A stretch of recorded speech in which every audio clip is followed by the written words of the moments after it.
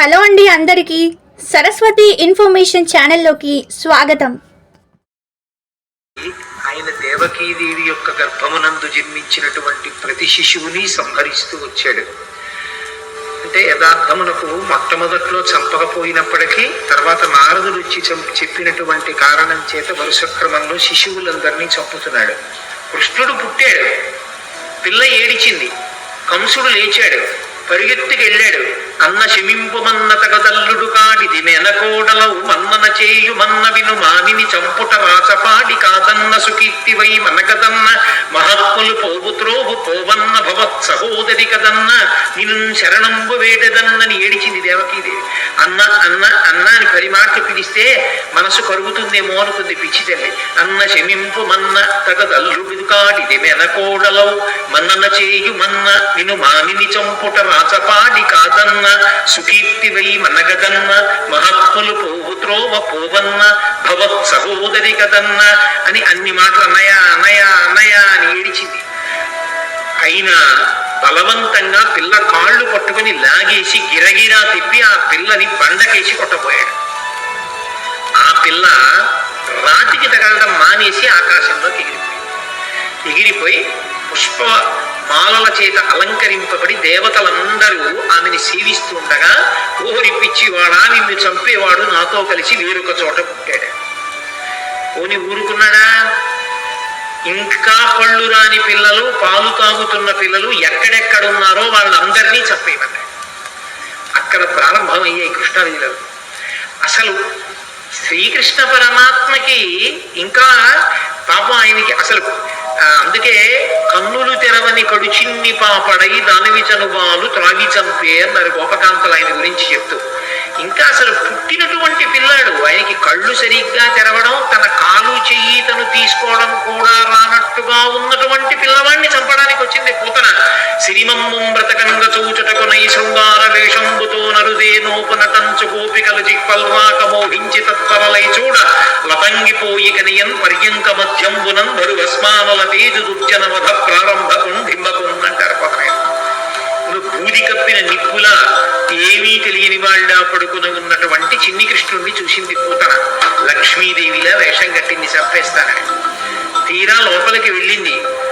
ఎంత అందంగా ఉన్నాడు రాయి పిల్లాడనుకుంది. పరమాత్మ యొక్క అందం ఎవరినైనా మోహింపజేస్తుంది. ఎంత అందంగా ఉన్నాడు రా అనుకుని, రే పిల్లారా, నీకోసమేరా నేను ఇంత వేషం కట్టాను, ఒక్క గుక్కడు పాలు తాగరా నీ అందం ఏమిటో తెలుస్తుంది. ఎందుకని స్తన్యమునకు విషం పూసుకుని వచ్చింది. స్తన్యం చప్పరించాడో చచ్చిపోతాడు. అందుకని ఆ పిల్లవాడికి వద్దమ్మా వద్దమ్మా అని ఒక పక్క అరుస్తున్నారు యశోద, అక్కడే ఉన్నటువంటి బలరాముని తల్లిని. అయినా సరే రోహిణీదేవి అంటున్నా వినకుండా పిల్లవాడిని తీసుకుని తన స్తన్యం ఇచ్చి పాలివ్వడానికి ప్రయత్నించింది. ఆయనకి తెలియదు. ఎంత పసిపిల్లవాడి రూపంలో ఇంకా కళ్ళు విప్పడం కూడా చేత కానటువంటి వాడిగా ఉన్నప్పటికీ వచ్చినదెవరో, ఎందుకు ఎత్తుకుందో, ఎందుకు పాలిస్తోందో ఆయనకి తెలియదు. అది కృష్ణలీలంటే. అవి అంత పసిపిల్లవాడిగా ఉన్నప్పటికీ సర్వజ్ఞుడు. రామచంద్రమూర్తి అయితే అలా ఉంటాడు, గురువుల దగ్గర నేర్చుకుంటాడు. కృష్ణుడు అలా కాదు, పసిపిల్లవాడిగా ఉంటూ రాక్షస సంహారం మొదలుపెట్టేశాడు. అందుకే ఆ లోకేశ్వరుడా చరాచర విభుండా బాల గోపాలుడా బాలధ్వంసరి గొంతు గంటిడి వెసన్ బాలెంత చందంబునన్ పాలిండ్లం విసమూని వచ్చుటమదిం చింతించి లోనవ్వుచున్ కాలంకేల కదల్పరాని కరణిన్ కన్నోక్షి గుర్పెట్టుచున్ అన్నారు పోతన గారు. ఆ వచ్చినటువంటి పోతన విషాన్ని స్తన్యంలో పెట్టుకుని వచ్చిందని తెలుసు, తన్ని చంపడానికి వచ్చిందని తెలుసు. కానీ ఏమీ తెలియనటువంటి పిల్లవాళ్ళ కళ్ళు గట్టిగా మూసుకుని గుర్రు పెట్టి పిల్లలు, చంటి పిల్లలు నిద్రపోతున్నప్పుడు చిన్న గుర్ర గుర్రని చప్పుడు వస్తుంది. ఆ గుర్ర గుర్రని చప్పుడు చేస్తూ గాఢ నిద్రలో ఉన్నవాళ్ళ తన కాలు చెయ్యి తనకి కదపడం చేత కాని వాడిలా ఉన్నాడు. ఎందుకని పిల్లలకు అలవాటు ఉంటుంది, బొటనవేలు ఇక్కడికి తెచ్చి నోట్లో పెట్టుకోవాలని వాళ్ళ తాపత్రయం.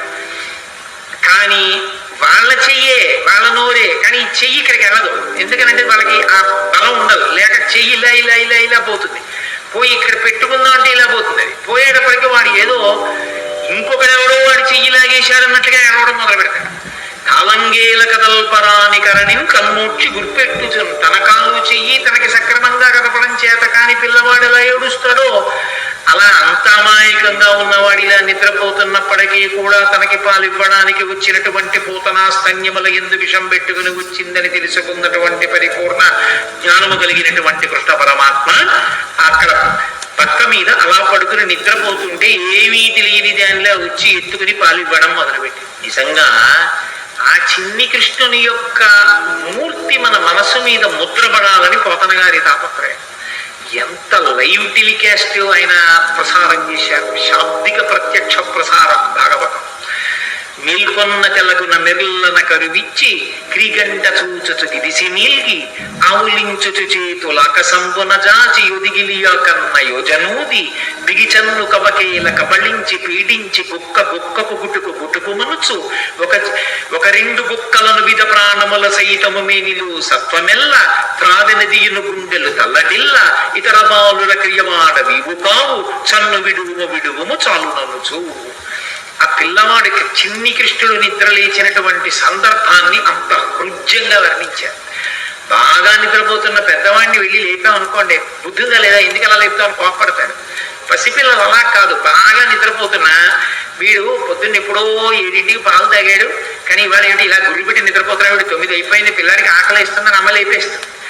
లేపేసి పాలిద్దామని ఒడిలో పడుకోబెట్టుకుంటే వాడు ఏమి ఏడవాడు లేపేసిందని. కానీ వాడి ఎంత బద్ధకం, ఏదో పెద్ద అలిసిపోయిన వాళ్ళగా ఆ విప్పలేక కళ్ళు విప్పినటువంటి వాళ్ళగా ఆ కళ్ళు ఇలా విప్పి ఇలా విన్నుకం ఇలా విరుచుకుని గిదిసి నీల్గి ఆవులించుచు చేతులు అకసంబున చాపి ఆ చిన్ని నోరింత ఆవలించి 2 చేతులు ఇలా ఆకాశంలోకి ఎత్తి ఉంటూ ఇలా ఆడించి ఓసారి చేతులు అకసంబున జాచి ఎదిగిలి యాకొన్న యోజనూది బిగిచన్ను కవకేల కబళించి పీడించి కుక్కకు గుట్టుకు మనుచు.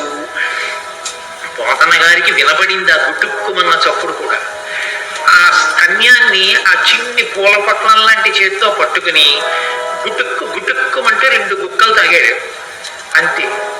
ఇప్పటి వరకు అందరికీ పాలిచ్చి చంపిన పోతన ఇతర బావుల క్రియవాడ వీవు కావు. ఊరి నాయనో ఎంతో మందిని చంపాను కానీ నువ్వేమిట్రో 2 గుటకలు లాగేటప్పటికీ నా ప్రాణాలన్నీ పోతున్నాయి, ఓదులు అంటుంది ఆవిడ.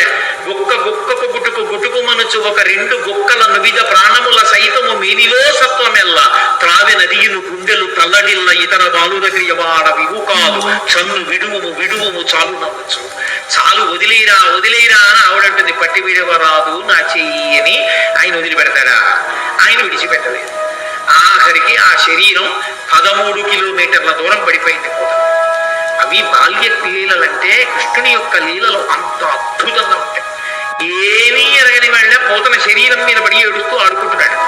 పాపం 13 కిలోమీటర్ల శరీరం దాని మీద ఎక్కి పరిగెత్తింది ఆ పిచ్చి తల్లి యశోదాదేవి. ఆ గోపాల బాలురు గోపకాంతలు ఇంతమంది వెతికారు. నేలంగూలిన మేటి పెందరముపై నిర్భీతి క్రీడించు ఓ బాలారమ్మని మూపు చేర్చుకొని సంస్పర్శించి ఆరాధ్యుచున్ గోలాంగూలము తిప్పి గోరదములంచల్లించి గోమూత్రముంజల్లి తద్బాలాంగంబుల గోమయంబలదిరా 12 నామంబులని. ఎక్కడ పిల్లవాడు బెంగ పెట్టేసుకున్నాడో, ఎక్కడ భయపడిపోయాడో, ఇంత పెద్ద శరీరం మీద పడిపోయాడని పాపం ఆ పిచ్చి తల్లి యశోద గోపకాంతలు ఆయన్ని పగపగబా తీసుకెళ్లి ఓ ఆవు దగ్గరికి తీసుకెళ్లి దాని వెనకాతల కూర్చోబెట్టి తోక దాని ఆయన చుట్టూ తిప్పి ఆ పేడ తీసుకొచ్చి ఆవు మూత్రం తీసుకొచ్చి ఆయన 12 అవయవాల మీద పెట్టి ఏదో శిరస్సును కేశవుడు రక్షించుగాక, హృదయములు గోవిందుడు రక్షించుగాక, మోకాళ్ళను అధోక్షుడు రక్షించుగాక, ఆయన 12 నామాలతోనే ఆయనకి రక్ష పెట్టారు. ఏమీ తెలియని వాళ్ళగా నిజంగా అమాయకంగా ఉన్న వాళ్ళగే ఆయన అమ్మతోటి అంతరక్ష పెట్టించుకున్నాడు. చిత్రం ఏమిటంటే 2 గుక్కలు తాగినందుకు గాను ఆ వసుదేవుడు మధురానగరం నుంచి తిరిగి వస్తూ ఇంత పెద్ద శరీరం అడ్డంగా పడిపోయింది ఏమిటని పెద్ద కట్టె పుల్లలు ఇంధనాలు తీసుకొచ్చి దాని మీద పడేసి అగ్నిహోత్ర సంస్కారం చేసి వాసన వస్తుందని ఉత్తరీయ ముక్కుకు అడ్డం పెట్టుకుని వెళ్ళిపోతున్నారు. రగిలి పొగులు మగువ దేహము నుండి అగరు పరిమళముల పగలు వెడలే దేహకల్మషములు శ్రీహరి ముఖమున త్రామబడుట చేసి భూవరేణ్య అంటారు పోతన గారు. 2 గుక్కలలో నేను నాది అన్న అహంకార మమకారాలన్నీ తాగేశాడు కాబట్టి ఆమె శరీరమునందు ఏ కల్మషం లేదు. అందుకే ఆమె శరీరం కాలిపోతుంటే అగరవత్తులు కాలిపోతున్న సువాసన వచ్చే. కన్న తల్లి ఏ స్థితి పొందుతుందో అటువంటి స్థితి పూతన పొందేసింది. దీని లోపల ఉన్నటువంటి తత్వం అర్థం అవ్వచ్చు, అర్థం కాకపోవచ్చు. కానీ చిన్ని కృష్ణుడు పాలు తాగి పూతనా సంహారం చేసినటువంటి సందర్భాన్ని వింటున్నప్పుడు మనసు రమించి ఆ చిన్ని కృష్ణుడి మీద హత్తుకుందనుకోండి, చాలు. ఆ కృష్ణ పాద స్పర్శ చాలు సమస్త పాపములను తొలగతోస్తుంది. అంత శక్తివంతము. అందుకే అసలు పెద్దవాడైపోయినటువంటి కృష్ణ పరమాత్మ చేసినటువంటి లీలల గురించి చెప్పుకున్న కన్నా శ్రీకృష్ణుని యొక్క బాల్యలీలల గురించి చెప్పుకున్నట్టుగా చెప్పుకోరు పెద్దవాడి లీలలు. ఎందుచేత అంటే పెద్దవాడైపోయిన కృష్ణుని యొక్క లీలలు చాలా గంభీరంగా ఉంటాయి. చిన్ని కృష్ణుడిగా చేసినటువంటి లీలలు హృద్యంగా ఉంటాయి, ఆకర్షణీయంగా ఉంటాయి, ఆబాలగోపాలాన్ని ఆకర్షిస్తాయి.